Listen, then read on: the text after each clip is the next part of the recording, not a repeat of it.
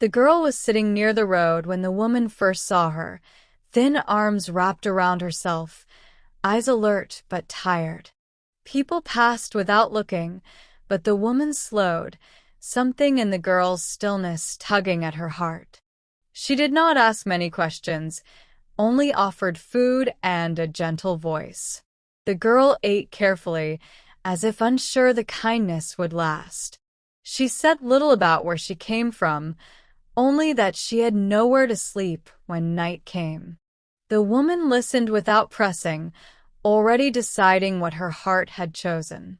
When the woman finally said, "You can come with me," the girl froze. Trust had failed her before, but the warmth in the woman's eyes felt different. After a long pause, the girl stood and followed. The woman's home was simple but warm, filled with quiet order and soft light.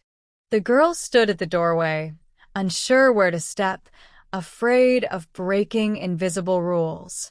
The woman showed her a small room and clean clothes without making it feel like charity. That night, the girl barely slept. She waited for shouting, for regret, for doors to slam. None came. Only silence and the sound of breathing that felt safe. In the morning, the woman made breakfast as if this had always been normal. The girl watched closely, confused by how easily kindness seemed to live here. Days passed, and the girl learned routines, washing dishes, folding blankets, sitting at the table. She spoke little, but her eyes followed everything.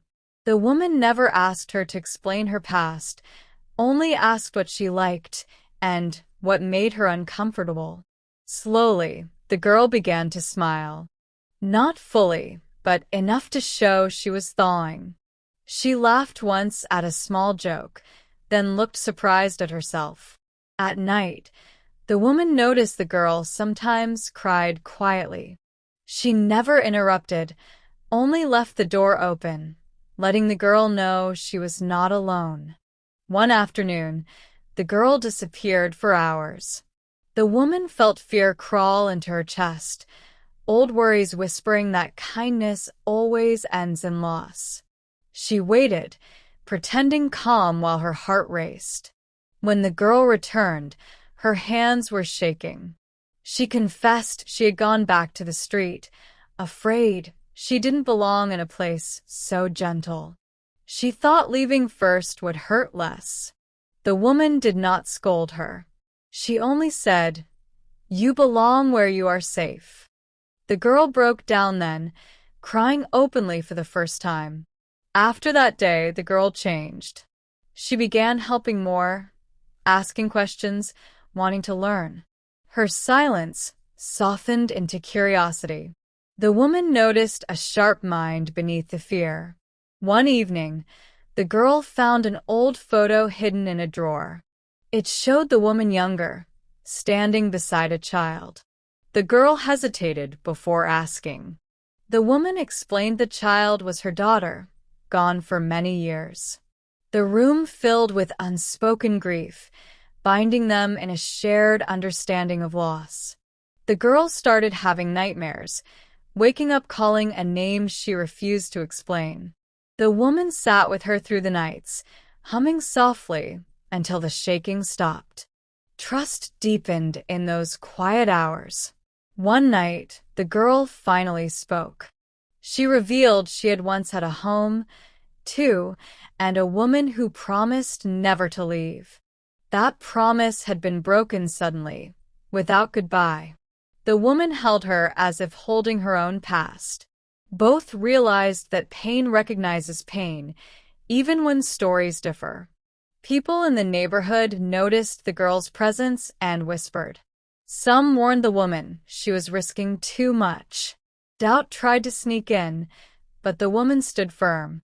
The girl overheard one conversation and packed her small bag in secret. She believed she was trouble, that leaving would protect the woman. When the woman found her, ready to go, she gently unpacked the bag. "Staying is not harming me," she said. "Losing you would." The girl began to thrive. She spoke with confidence, laughed freely, and dreamed aloud. The house felt fuller, warmer, alive again. The woman felt parts of herself healing without effort. One afternoon, the girl shared a secret she had carried alone. She was searching for someone, a sister she had lost when their lives fell apart. The woman listened carefully.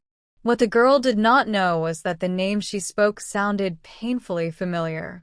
The woman spent a sleepless night, memories colliding with hope. Details from the girl's story echoed her own past in unsettling ways. She feared asking, feared confirming what her heart suspected. The next day, she gently asked questions, each answer tightening the thread between them. Birthmarks, old habits, half-remembered songs. The truth landed quietly but powerfully. The homeless girl she had taken in was connected to her lost child in ways neither had imagined.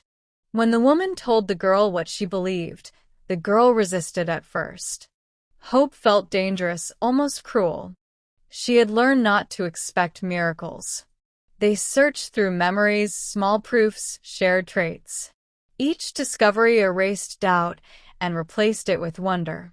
What had begun as kindness revealed itself as something deeper, fate moving softly, patiently, toward reunion. Their bond transformed, not rushed, not forced, but rooted in shared care. They chose each other again, now with truth between them. The girl no longer saw herself as unwanted. The woman no longer felt the ache of an empty space she couldn't name. Together, they built a new sense of family, one chosen by love and strengthened by survival. The story did not end with dramatic celebrations. It ended in quiet moments, shared meals, laughter, and peace. The girl grew into herself, confident and secure.